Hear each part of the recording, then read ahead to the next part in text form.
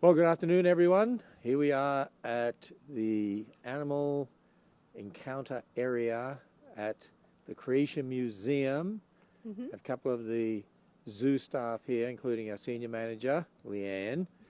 And we have a fun time planned for you, because one of the things that we did recently, and I'm going to be following along here on my Facebook if I can get this open.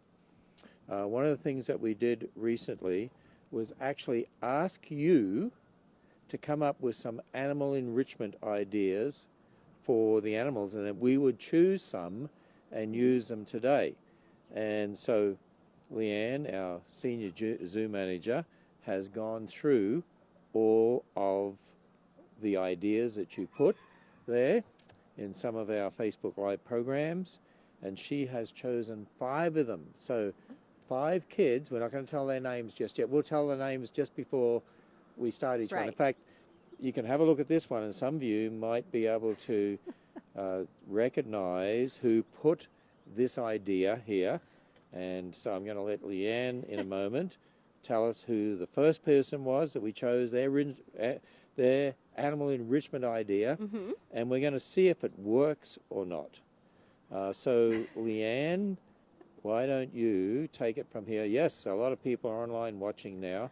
So why don't you take it from here and tell us what you chose? Okay, so the first idea that we chose came from Ellie. And Ellie suggests... Ellie? Yes, Ellie. Ellie. How old was Ellie? Do you remember? I believe she was 6 years old. 6 years old. Ellie, who was 6, okay. Yeah, so we're featuring one of your idea. So she actually suggested using like brush handle or brush heads for the animals to scratch on. So we didn't have any brush heads, so I took some of our old brushes that were kind of just sitting around collecting dust, and we made this really cool scratching post for our goats. So it is spring, so it is shedding season for some of our goats.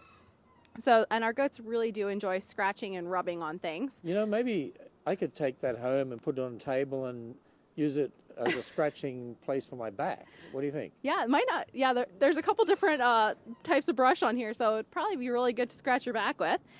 So this is actually a form of environmental enrichment. So it's just something that we add to the animal's environment for them to kind of rub and scratch on, kind of mimicking what they would do if they were out in a pasture or even out in the wild, scratching off their winter coat on branches and twigs and things. Okay, so Ellie, who's 6, Ellie, if you're watching, you could let us know. But Leanne chose your idea here as the first animal enrichment idea. So are we going to try it? Yes, we're going to try it. Okay. So we're Leanne, going to see if the goats scratch their backs. No? What are they using? They're probably going to scratch their heads. Scratch their heads, okay. So Leanne's going to put it in here, and then she's going to probably go ahead and brace it with a rock. We're going to try. So the goats don't end up knocking it over and scaring themselves. We'll see how this goes. Okay, so here we have Eustace. Eustace is going to check it out. And I added a little bit of a bonus to this. So there is also some scent on here. So I actually squeezed some lime juice on the brushes as well. So gave them a little bit of a sensory enrichment. So kind of some olfactory. Okay, so one goat is actually smelling the tree and not even looking at the brushes. Yes. Wow. You know, it's funny. That worked. earlier I put it in wait really. a minute. Oh, here we go. Here we go. Diggory. Oh, we got Eddie. If anybody's gonna scratch, it'll be Eddie. Ah, he is. It was scratching his head. Look there, it's working. It's working. And we didn't even tell him to do that. No, we didn't. Eddie likes to scratch his horns. So we put any type of brush type enrichment in here with Eddie. He will go over and scratch his horns on it. So Ellie, we even have someone from Australia watching. Oh, we have a couple of great. people from Australia watching. So They've got nothing else to do over there. Yeah. They're all locked in their houses, and the police standing guard out front in case they leave. So Ellie, your enrichment idea was great. Great for our goats. So we have Diggory and Edmund here who are both scratching on it. So Diggory here is 2 years old, and Edmund is 4 years old. Look at that. He really likes that. Yes, he loves it. Someone asked, is this their first time doing this? So we've given brushes to the goats before. This is the first time I've actually put them on a log like this, where they actually can kind of manipulate a couple different texture brushes. Sometimes we'll use just soft brushes. And so this is kind of their first time getting it where they've got several different textures of brush to kind of choose from. Boy, he's really getting into it. He is. He loves this. Oh, Caspian came over. So Caspian there in the back, he is 3 years old. Oh, Eddie, get it. Someone said here that I'm busy today. I'm busy every day, but today, because I already spoke at the 12 o'clock session. Yes. Did Answers News, 2 o'clock, and now doing this, Yes. and had some meetings I had to be involved in this morning and this afternoon, and anyway, Yes. busy time. So here at the zoo, when we give animals enrichment, we actually rate it on a scale of 1 to 5. So I would say that this is a 1. So we want them to kind of rub their heads on this, and kind of hopefully they'll start rubbing their shoulders and their backs on this too to get off some of that dead hair. So I would rate this enrichment as a 1. So good job, Ellie. As a 1, great. So Allie, who was 6, suggested that idea. Liza, is it L-Y-Z-A? Liza? Hope I pronounced your name right, from Texas, wants to know how many goats we have, because we have goats here and at the Ark, right? Yes. So total, let me do the math in my head really quick. And then Isabella, who's 12, wants to know why only one of the goats has a horn. So Eddie here is the only one that has horns. So typically, because we have all these goats can go over in our petting area with kids, we make sure our goats do not have horns. Eddie here is just our special goat that actually does have. Well, they knocked that some over, horns. so we'll let one of the zoo staff come and put that back up for them. This is also and, enriching. They knocked it over, so now Oh, they can rub on. that's part of their enrichment. They can rub on it. Maybe check out some different brushes. So we'll leave it there for them, and Okay. they can check it out and enjoy it a little bit more. LC5 asks if goats go fast. They can. Yeah. Can. Okay, so number 2 enrichment. Who was that from? Okay, hold on. I'm going to have to get my little cheat sheet Let's out. see who chose this one. Okay, actually this one, several people chose this one, so I don't have one name just written down for this one, but we had a couple people ask to do something with the chickens. Somebody suggested we have the chickens play the piano. Play a piano. We don't have a piano here at the animal area. We don't have an actual piano out here, so we just have a little play mat for babies that makes noise. That's sort of like a piano. Sort of like a piano. So the Yep. idea is when the chickens step on it, they will make noise and kind of play and go along. We're still working. We've actually been working with our chickens for a little bit to get them to walk across a keyboard. So they are going to eat some mealworms off the piano. We'll see if it... So they're eating mealworms, but how do you get them on there? They will basically eat their way around without having to step on it as much as possible. So they don't want to play the piano. No, oh, there we go. Somebody hit it. Oh, There one we of them go. did. Yeah, you just heard a chicken play a piano. Yeah. Then we played it again for them. Yes, we played it again for you guys. So Mac here, we have Mac, we have I Colonel, think when he Lemon, pecked, he and must Rocky. have hit it hard. I think, when he pecked, he hit it hard. So maybe they Rocky. could peck and play the piano. That's the idea. We're still working on it. Right, boys? So these are some of our Malaysian Sarama chickens. And you successfully got them to eat mealworms. Yes. They are usually very successful at eating mealworms. And they played the piano once. Okay. Yes. So it sort of worked. It's a work in progress. It's a work in progress. So Okay. sometimes with enrichment, we have to offer it several times, and sometimes we have to kind of make adjustments because sometimes the animals either are a little bit afraid of it or wary of it, or sometimes we just have to make adjustments because we realize it didn't work quite the way we wanted it to. So this is one that's still a work in progress. Well, you know, Easy Zwain from Living Waters from California is watching. You know, he's Ray Comfort's son-in-law, and he says, "Can you teach them to play the tuba, Ken?" And I would say this: they need hot air like Easy has. Yes. If they had enough hot air like he has, with all that he says, they would be able to play the tuba. Yeah, I don't think our little 1-pound chickens have enough hot air. But I to heard play them the play. tuba. I heard them Yeah. play again. So it's Yep, they're getting on close there. to getting on there. So So it's a work in progress. Well, we'll do this again, okay, and we'll continue with them. and we'll see if we can train them to play Yes. Silent Night or something. Or That's probably asking a little too much from our Okay, chickens. all right. They're a little bit of bird brains. So what was the third one?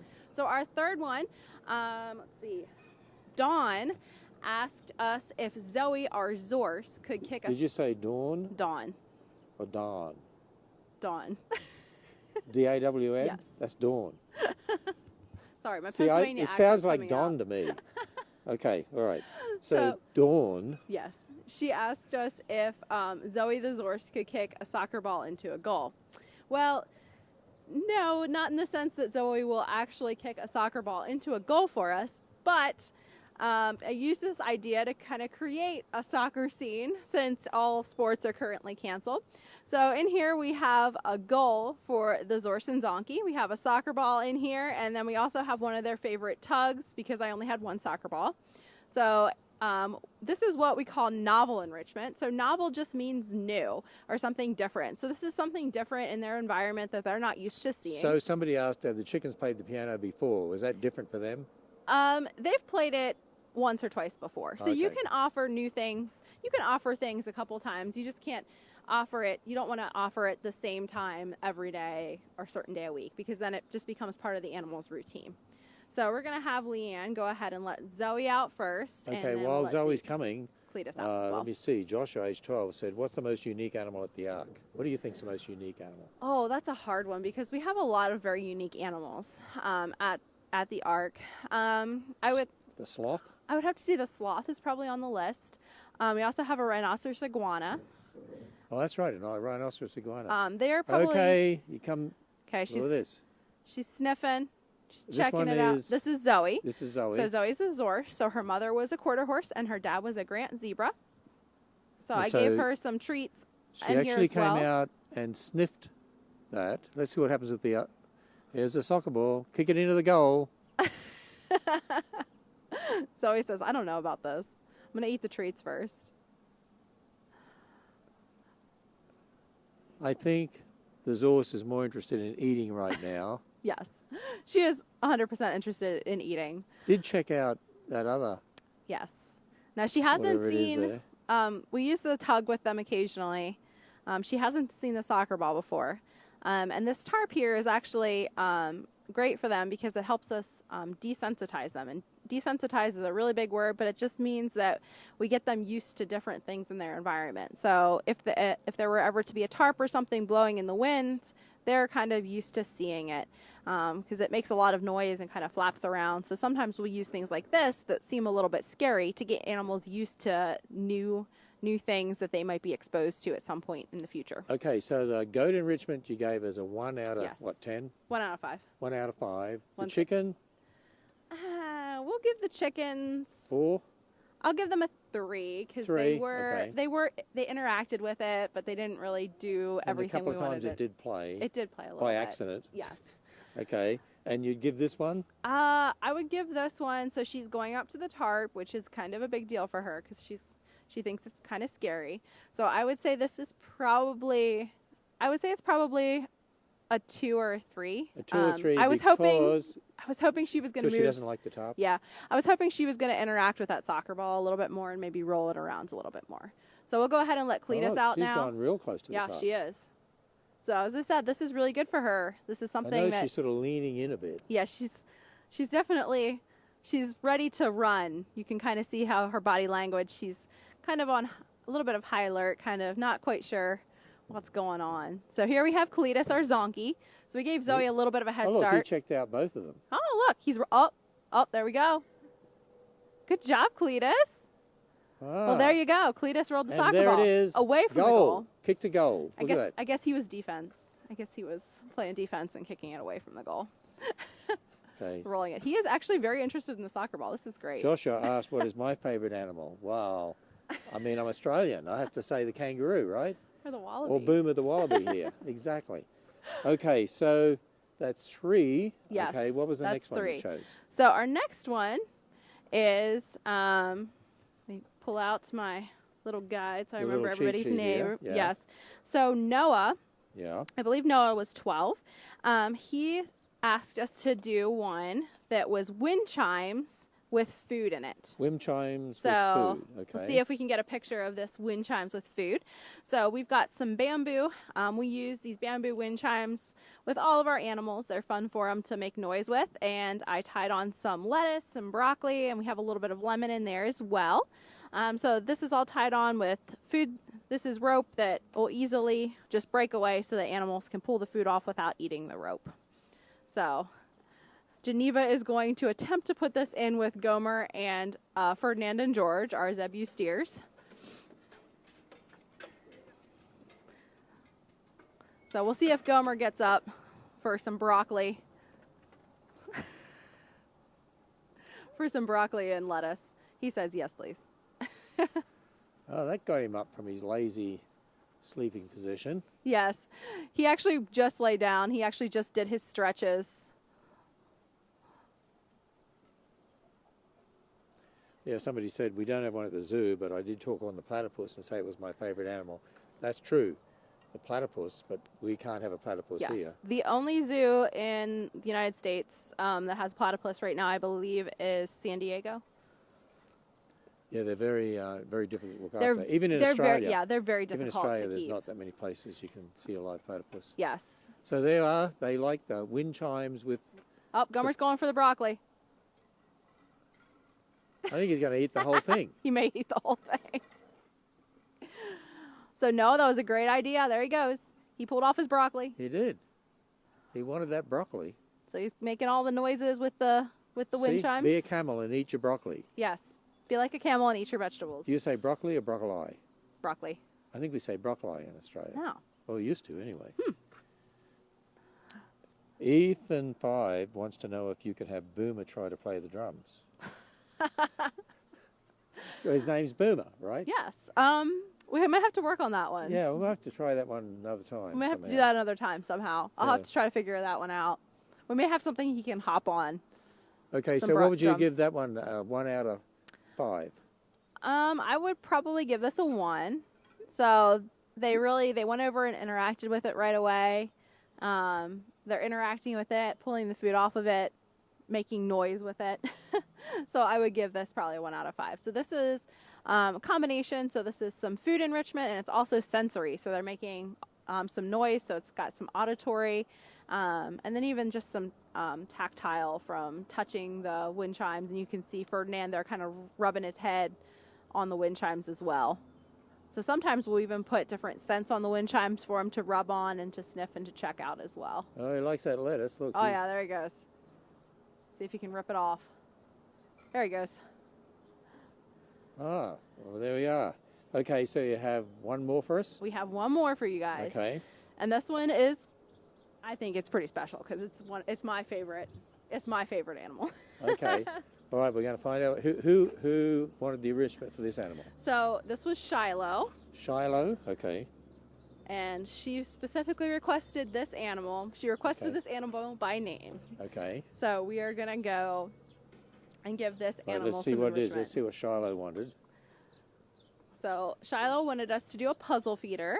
So puzzle feeder is just something that basically makes an animal work a little bit for its food. So this is a puzzle feeder we're going to use, and this is actually one that you can use for your dogs at home. So we've got some peanuts in here. We have some peanut butter. We've got some other little treats in here. So the idea is that the animal is going to have to basically work, open these up. I didn't have lunch, so if I can get that up, can I? Yeah.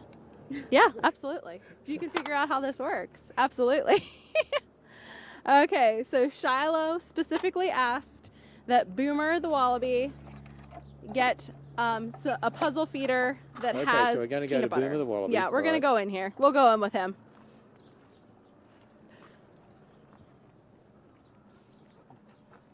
Christy said, "Thank you for showing us how you enrich the animals." Oh, look, Boomer, he must be hungry. You must recognize an Australian. Look at that. Okay. Okay, come here. Come here, Boomer. Boomer, come here. Now this is Boomer's first time getting this type of puzzle feeder, so we'll see. See if he can figure out how to pick up the lids. He's looking at me like, but where's my peanuts? You can smell them in there. He can smell it. As I said, peanuts and peanut butter are his favorite things in the world. So we'll see if he can figure out how to lift up a lid. Let's see. Come here. Here, look. Ooh. Okay, I'm gonna put it back down. Figure out how to get it up. We may have to help him a little bit. This is his, as I said, this is his first time with this particular puzzle feeder. Skippy there he goes. He figured it out. That is incredible. I used this puzzle feeder. I actually got this puzzle feeder for our first wallaby, Skippy, and this was one of his favorite enrichment items. He would sit here and just spin it around until it was all gone. All the Cheez-Its, the cheese crackers, and peanut butter or peanuts were gone. Now he forgot how to do it. Now I forgot how to do it. But this is really good. So this is why we give enrichment items to our animals. It gives them opportunities to not only maybe have physical activity, so like with our goats, rubbing their heads on some brushes, but also kind of mentally figuring out things like this, like how to get food out of a feeder like this. So we're not just always putting, their food down in a bowl in front of them, but we're making them work for their food a little bit. Okay, how about a lot of hearts and hands clapping for Boomer, who was able to open up one of those and get the food. Yeah, I'm gonna open one for him so he can kind of get a reward, so he knows how this works. And I will even leave the peanuts in their shells too. So he's gotta crack the shells open to get the get the peanuts out. And that's what he's doing right now, actually. He's eating his little peanuts. He said there. Okay, I'm seeing some hearts and thumbs up and for Boomer. Let's see some more here and some smiles for Boomer. I think he did a great job. He did great. Learning how to get that open and now learning how to get peanuts out of their shells. Yes. So peanuts are one of his favorite things. So we'll use peanuts and peanut butter with him for training. So he is harness trained. He was also trained to do paw prints. So you guys, if you watched the 10 o'clock science experiments, you might have seen him a week or so ago. We were working on doing paw prints with him. And I was using a lot of peanut butter that day.